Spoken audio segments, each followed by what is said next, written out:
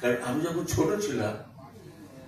ছোট ছিলাম একই বাড়িতে আমরা 200 জনের ওপর লোক থাকতাম, মোর দ্যান 200 people।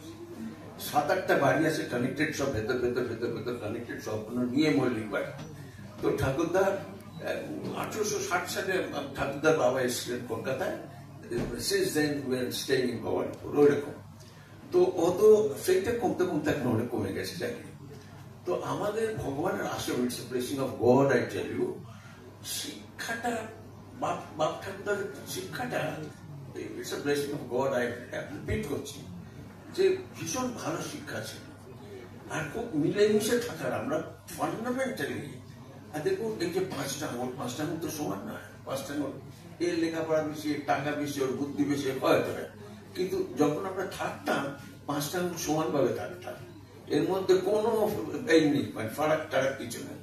কেউ অনেক পণ্ডিত, কেউ একেবারেই পণ্ডিত নেই, কেউ বেশ বড় লোক, একেবারেই বড় লোক, কিন্তু মেলামেশাটা আমাদের একদম সিমিলার, একরকম ছিল।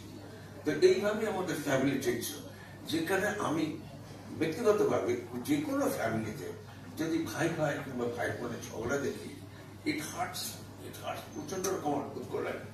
একই জায়গা থেকে ছোট বয়স থেকে বড় হয়েছে, তো হতে পারে সমান নেই, তোমার সমান নেই তো কি হয়েছে, আমার বেশি আছে আমি দেবো, তোমার কম আছে তুমি কম দেবো, আমার বেশি আছে আমি বেশি দেবো।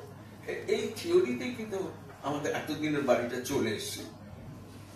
ডেফিনেটলি ডিফারেন্স অফ ওপিনিয়ন হয়েছে, এক নয় কি সবাই এক লাইনে ভাবছে, তা মোটেই নয়, কিন্তু সেটা সেরকম জায়গায় যায়নি যেটা লিটিগেশন, ঝগড়াঝাটি, মারামারি, কাটাকাটি, সেরকম জায়গায় যায়নি।